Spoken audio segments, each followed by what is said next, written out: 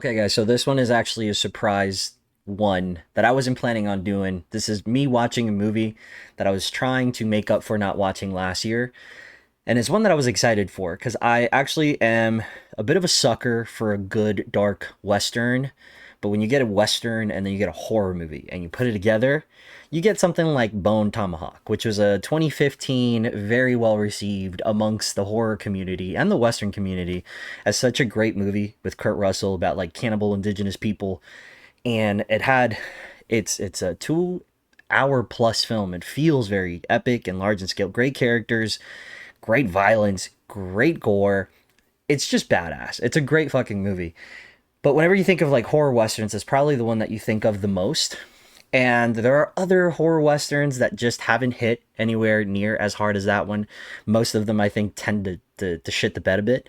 There is one that I watched recently that whose name eludes me, but it's about a bunch of gunslingers who go to a brothel, and the women are actually witches, and it turns into a crazy free for all. It's not great. It's definitely like a good background kind of movie. It is also short, so it doesn't waste a lot of your time, but I had high hopes for that one because I really just want an official horror western. Like, I want a western that works as a horror and a western. And I think I just found it. So the movie that we're reviewing today is actually called Killing Faith. Came out September of last year, and it stars Guy Pearce, who is like a great actor. He needs no introduction. He is really good in this, especially this performance of a doctor who doesn't believe in theology or in anything at all. Just fits him so well. He's so nuanced and so subtle. He's just really great, but he can also play a badass. And it also starts DeWanda Wise, who, if you don't recognize the name, she is actually in Jurassic Park Dominion. She is the girl with the really pretty like hazel eyes that is with Chris Pratt that flies the jet. Her eyes, hypnotizing, especially in this movie. The movie follows a free slave in the late 1800s, and then it follows Guy Pearce's character. And he's a doctor in this town. Nobody has faith in him, like, actually curing anyone of their ailments. He has kind of a bad reputation, and anyone he tries to take care of kind of just dies, and that's it. Now, DeWanda Wise has a daughter, and her daughter has the misfortune of being feared by the entire town because everyone believes her to be the devil. And the reason is because anything she touches pretty much dies. If you know Rogue from X-Men, imagine 10 times worse. Rogue at least gives you time, like she'll suck out your powers and then eventually your life source and you're good. If she decides not to kill you, you're just a little weak, you just need to hydrate a little bit, get an IV packet, and you're fine. This little girl literally touches a horse and within seconds it dies. So that's just how powerful she is. And so she believes, as a very deep believer in faith and in God, that she can take her to a witch doctor to take care of her and figure out what is wrong with her. And so she needs an escort, and in comes Guy Pearce, who for his own reasons decides to be her escort across the wasteland in the desert and help her get to this other town where this potential witch doctor could help her. What unfolds for the next hour and 48 minutes is such a crazy mashup of genres, but in the most nuanced and unexpectedly existential way that you could throw at this movie. The movie talks about faith, it deals with survival, and it deals with racism. But the way that all these things collide, I ended up becoming incredibly attached to every character in this movie.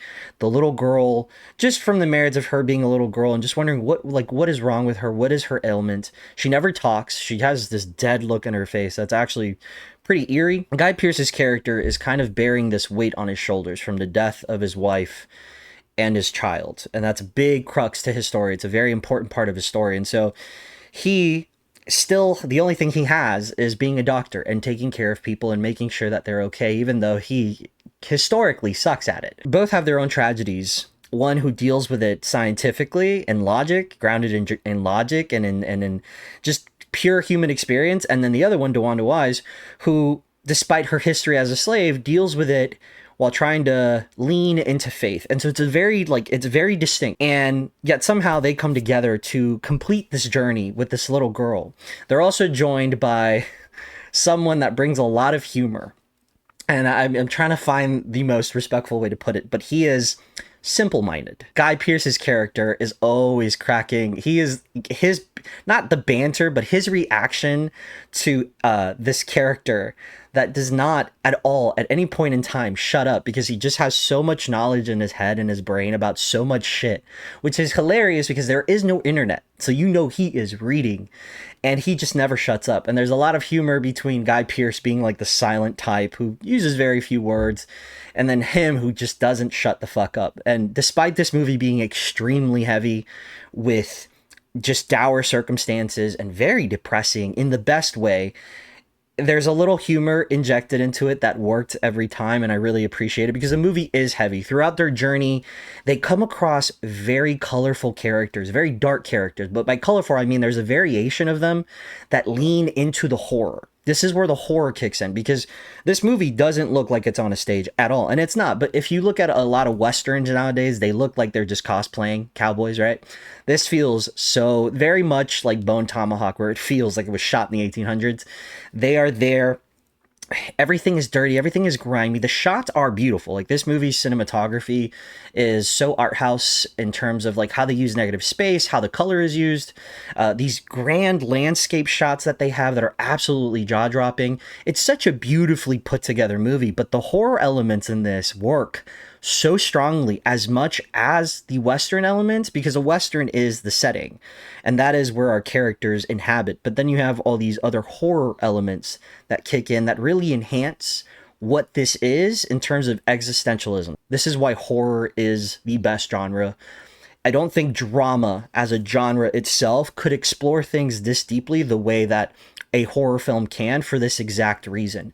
Every person they come across throughout their journey, whether it's bandits or bounty hunters or this strange family that definitely gives witch vibes, and they're in the middle of this patch of dirt, just sitting with like an old clock behind them and old chairs, and they have a crock pot, and it's just the way that they're set up, right? The set design for that moment alone just feels like they came across this sort of void in the middle of the desert, this little place stuck in time.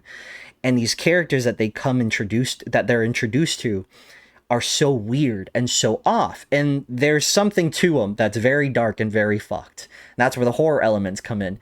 And it works. This is a very like violent movie. The violence here is used purposefully though. Like, there is a reason why this violence exists in this film, not just because it's a Western, because Westerns can be violent, but there is an intensity to the violence here, to the grounded nature of the violence juxtaposed against the background of all these supernatural elements. And even the supernatural elements, they're dealt with in a way like they are dealt with in The Witch, or if you will, The Witch, where everything is so grounded in reality, but you can feel the dark mysticism around this movie.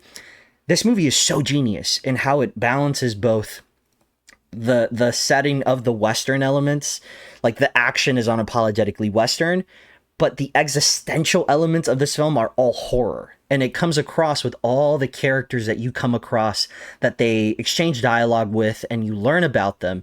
There are so many surprises in this, some that you see coming, but the movie's always rolling through with a new plot twist in order to keep you moving. And there's one that really had me completely spiraling, because I was like, oh no, you're going there. Like, you're really pushing. Any other film would have not written these characters in this way. I've not heard anybody talk about this film, and it needs to be on everybody's list if they like Bone Tomahawk levels of horror and violence. These characters are so fucking grounded in their tragedy, but they have levity as well. They feel human. They don't feel acted. Guy Pearce and DeWanda, they lived these characters in such a way that when they're crying, they're crying. They're not trying to push out tears. Like, they're crying. They're feeling these characters.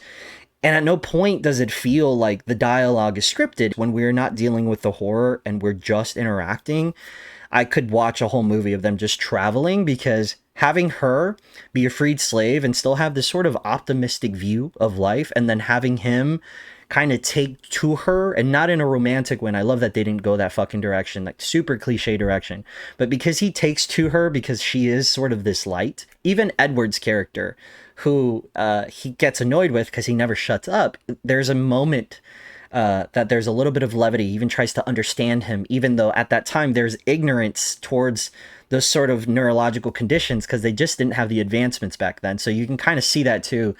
There's very small moments of light in this movie that are perfectly placed, and then we move forward towards the climax with this character played by Bill Pullman, obviously just a legend of an actor, and he plays a preacher. And you can probably see where that's going, but I loved what they did with him in terms of what they were saying about faith and especially about that time. I think all the characters here are so strong. Like, there's not a single weak character. All the characters here are so strong. These encounters feel like you're walking into this patch of dirt. Like, the desert is just a stage for all these weird anomalies and weird things that are happening that lean into cannibalism, mysticism, Indian folklore. Like, so much of that stuff makes this movie such a great exploration through the eyes of horror. While not being like in your face horror, it's the discomfort and the disturbance that comes and the horror that comes from like religion and folklore and belief and the extremities of all those things. This movie just really worked. I was so happy that I caught it today. I'm actually supposed to see another movie later today, Deep Water. And that was going to be the review for tonight. And it probably is going to be the review tonight. But I'm going to post this one because I want you guys, if you get a chance, to go see it. I think anybody who's a fan of horror and Westerns should see this. I really like this movie. I actually not pre-ordered it. I ordered the DVD online on Amazon because I really want to own it. It's really good. We need more Western horrors. We need them now. Anyway, that's this review. I'll see you guys on the next review. And as always, I'll see you guys at the movies.